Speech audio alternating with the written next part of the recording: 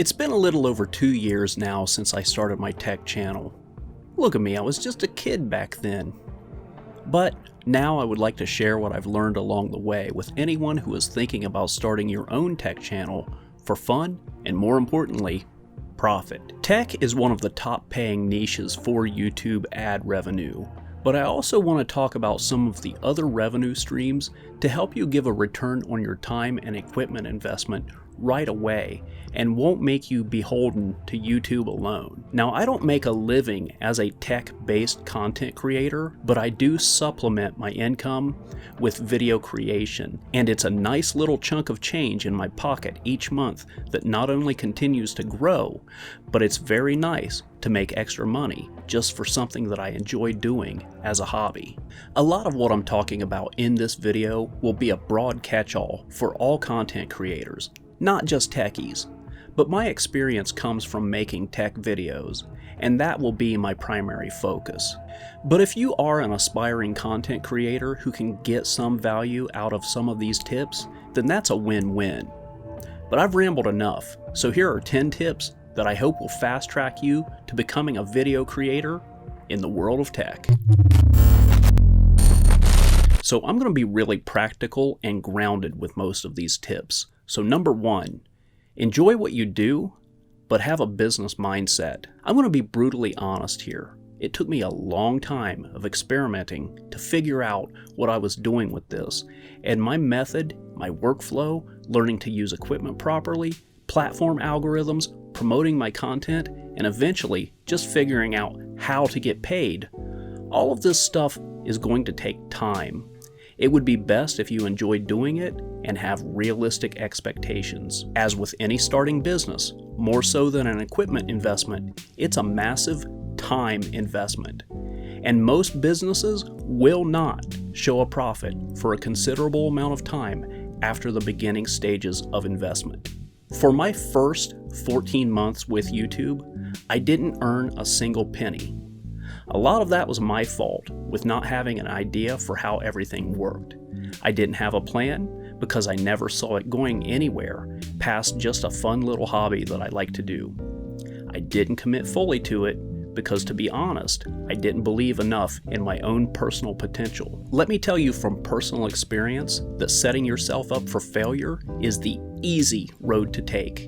And to say, meh, I don't care if I succeed or not, is just a way to keep your personal commitments low. But if a hobby is all you ever want out of being a content creator, that's fine. But if you want to plant the seeds of a successful business and reap the rewards, you have to be ready and willing to work very hard and do a lot of it. You should expect to work for free for a solid amount of time in the beginning. But remember, you're investing in yourself during this time.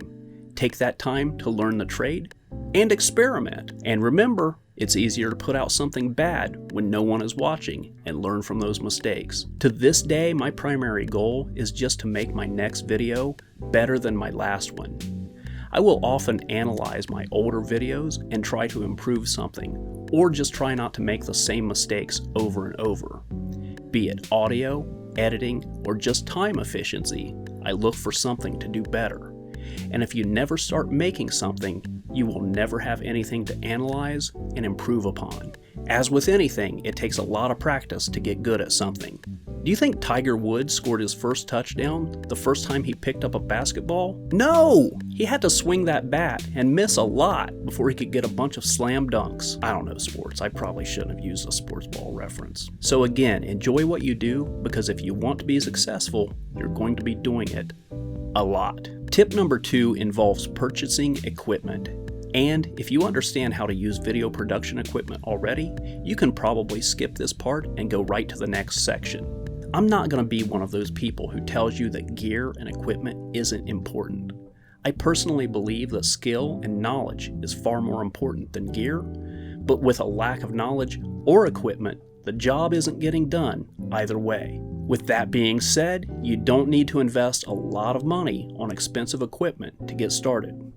It's more important just to start putting things together with what you have so that you can start building that skill immediately. Once you know what you're doing, you'll have a much better grasp of where to spend your money efficiently. than to just throw it all away on things that you don't know how to use, only to find out after the fact that you spent your money on the wrong equipment. It's best to understand why you need a specific piece of gear rather than just to throw money at a problem.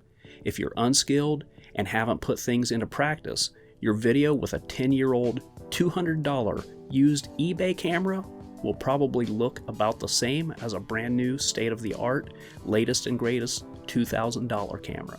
I highly recommend gathering up what you have already, your smartphone camera and desk lamps, things like that, and just start making videos right away. After you've made that first video, scrutinize it. Be your own worst critic. See if there's anything you can do to make it better with what you already have. And when you can't make those improvements with your skill and ingenuity alone, that's when it's time to start spending money on better equipment. And I'm going to cover when to go hog wild with equipment spending later on in this video. But here's tip number 3. More working with what you have.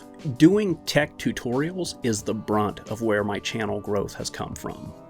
Doing a screen capture like a coding tutorial is extremely cheap to produce, so if that's your forte, you're set. You can start producing tech videos with very low overhead. But if you're doing hardware-related tutorials like PC builds and you need to invest in components, then it can get very expensive very quickly. You may struggle in the beginning with topics to cover right away. And this is just another instance where it's best to work with what you have on hand already. Maybe you want to review the latest and greatest in technological innovation, but believe me, it takes a while before you can start working with companies that will want to work with you. You have to build your skill set and build your audience first.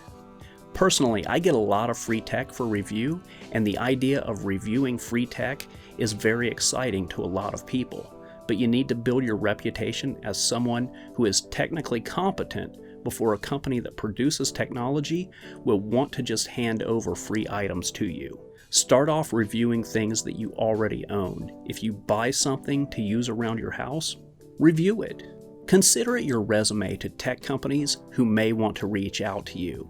It's likely that you will run out of things to review, so do some tech tutorials to pad out your video library. Is there a piece of software that you use regularly?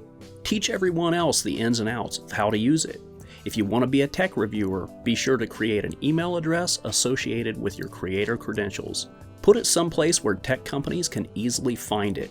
I put mine in my video descriptions and on my channel's About tab. Don't forget to check your spam folders daily, and don't discount creating a Facebook page for your channel.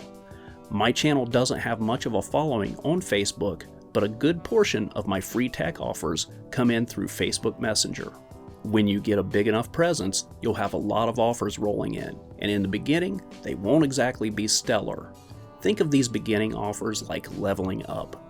Reviewing less exciting products will help build your creator resume, and eventually, more and more lucrative offers will start coming your way. Eventually, you'll get to the point that you'll have to decline a lot of the offers because you just won't have time to do reviews for all of them.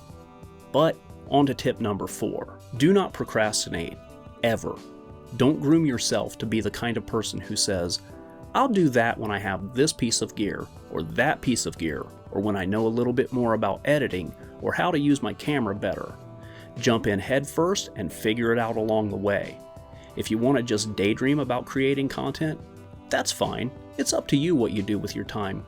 I don't judge, but if you're legit serious, kicking the can down the road isn't doing you any favors. Hands down, the most valuable asset you have in any business is your time.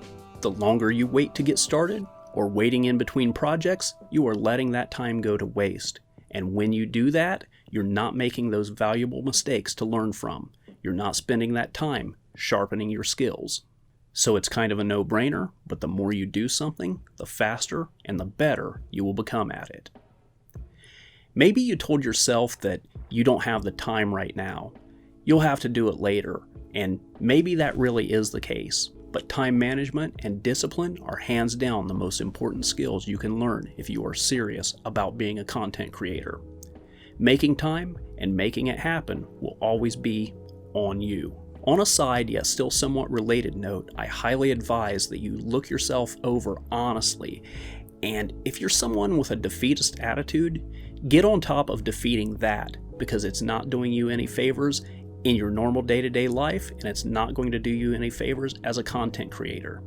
If you're someone who blames external entities and situations for your lack of success, defeat that too, or just don't be successful. You do you. Well, that rant's over, but these next steps involve revenue sources. I'm not in a position to really discuss sponsorships because though I have been offered a lot of sponsorships, ethically, I don't feel like any of them have been a good fit for me. So I will discuss my Amazon affiliate strategies, my AdSense strategies, and I believe hands down, the fastest way to earn for a new tech creator will be starting to make money through Odysee. So tip number 5, get on Odysee right away. I'm going to be realistic. You may not earn much with Odysee, but it's nice to have that potential to start earning something right away. With YouTube, you have to amass 4,000 watch hours and 1,000 subscribers. That's before you can even apply for monetization on your content. With Odysee, you can start earning LBC from your very first upload. LBC is cryptocurrency and it can be exchanged for fiat currency. Odysee is much smaller than YouTube with far fewer creators and viewers, but it's growing. I did a video on why Odysee is the future for small tech creators, and I'll link it in the description. But here's an interesting thing. Because Odysee has such a huge number of people who are primarily interested in tech, lately my videos are doing better profits on Odysee than they're doing on YouTube.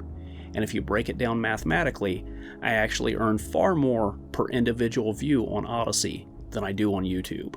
I want to end this part by saying I'm not suggesting that you should only be on Odysee and not YouTube.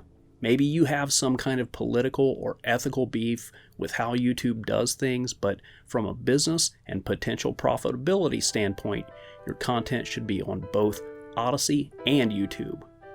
And Odysee makes it easy to claim and synchronize your YouTube channel. But enough about that.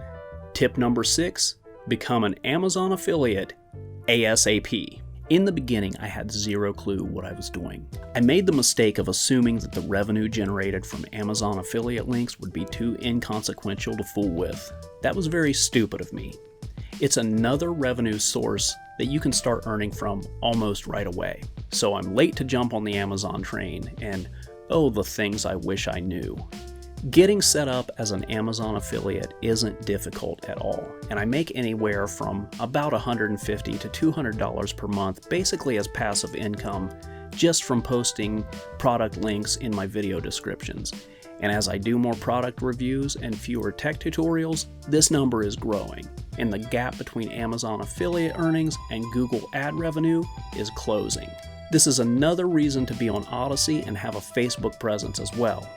It's more places to post those Amazon links and has the potential to reach more people with minimal extra work. If you have a big social media following on Twitter or Instagram, you will definitely want to capitalize on that as well.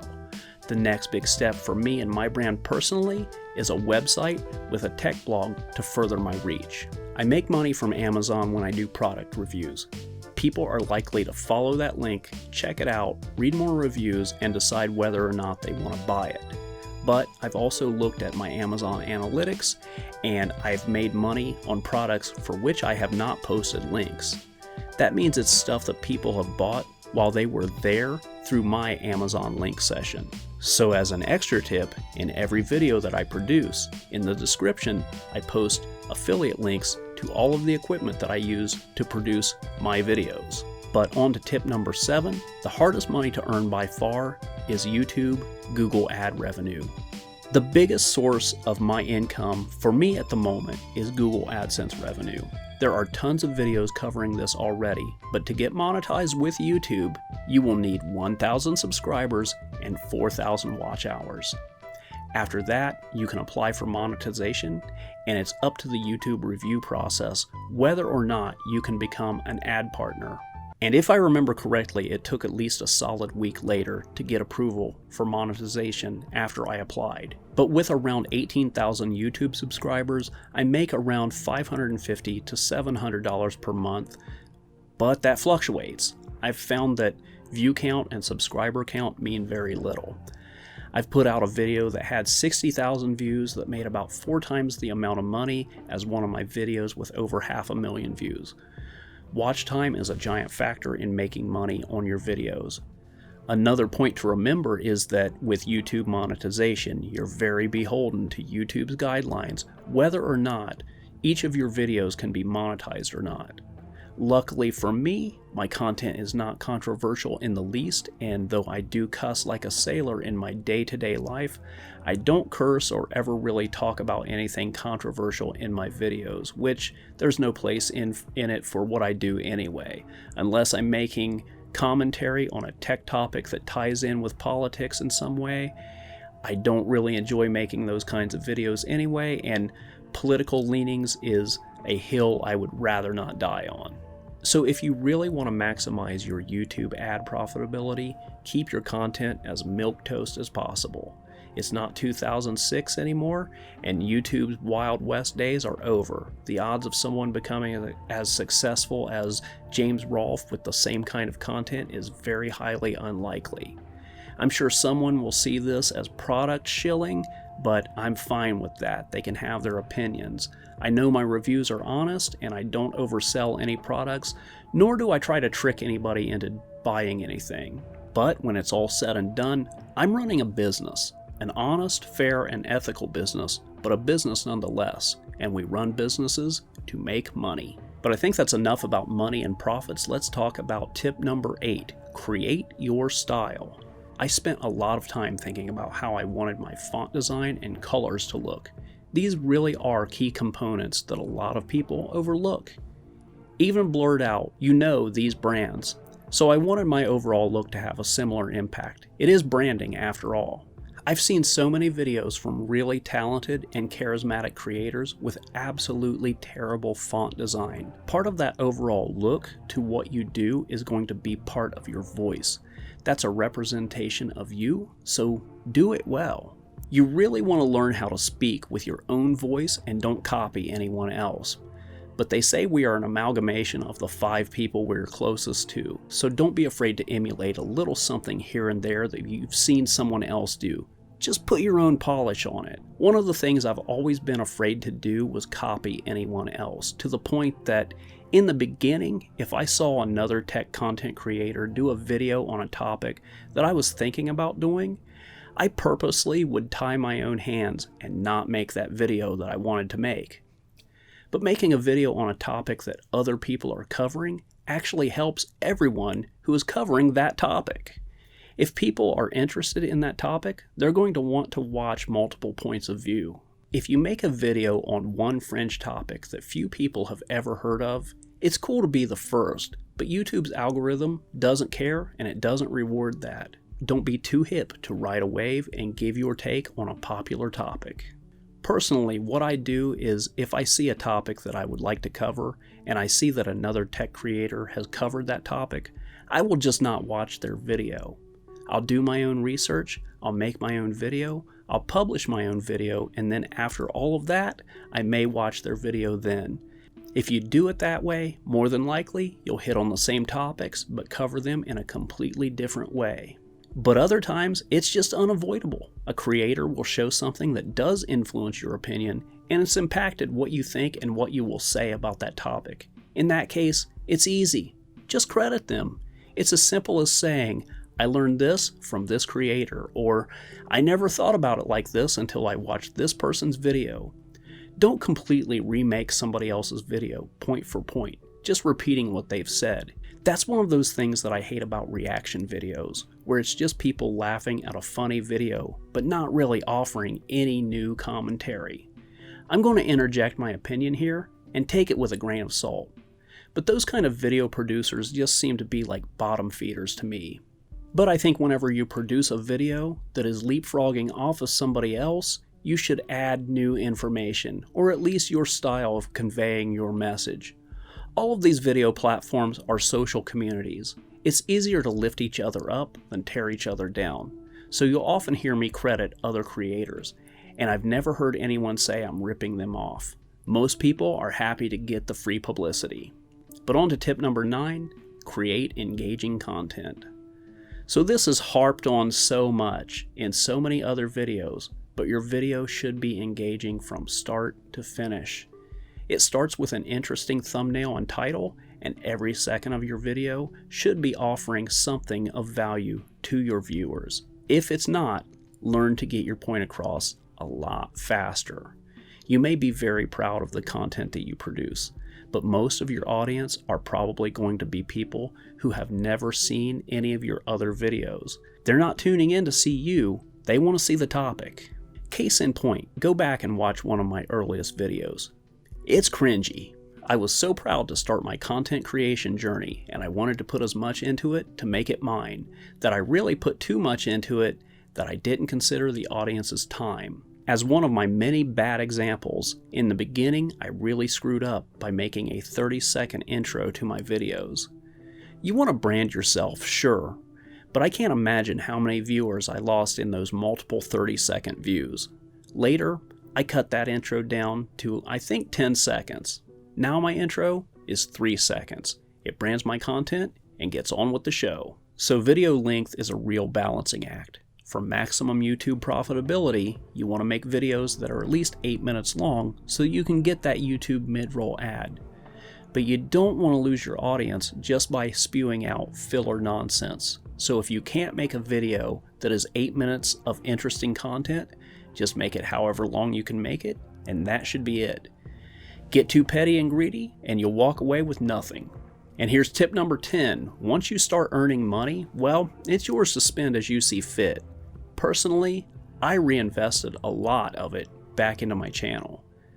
As equipment priority goes, it's probably best to focus on a good microphone and a powerful editing PC first. From there, I would then focus on lighting, camera rigging, tripod, and a good capture card.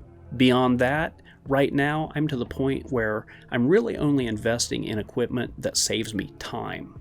And inadvertently for me, buying this equipment turned out to be a very good move financially that I didn't plan on. At the end of the year, you'll get taxed on all of your channel earnings. And if you spend a good chunk of that money reinvesting into your channel, that's a tax write-off. Keep all of your receipts in addition to equipment that you buy for video production. Anything that you explicitly buy to review is a write-off as well. If you need to buy something to store your equipment, write it off. If you need to buy lighting or paneling or paint, write it off. This also includes software and necessary subscriptions. My nephew, for example, invested in a mobile hotspot for his channel and uses it solely for that purpose, so he was able to write that off in addition to all of the equipment that he invested in. If you've set aside a spot in your house as a home studio, that counts as a home office, so don't forget to deduct that too. So that's what I got for you for now. I really hope that if you're considering starting a tech channel, some of the information in this video was able to help you out. And to wrap it all up, here's a bonus revenue source: donations. I'd like to give a big shout out to my channel supporters. If you would like to support this channel either on Patreon or Ko-Fi, there will be links in the description below. Donations are appreciated and help this channel grow, but they are never expected. As always, the best way you can help any small creator grow is to interact with the content. Like, comment, share, and subscribe. Thank you so much for watching. That's it for now, and I'll see you next time.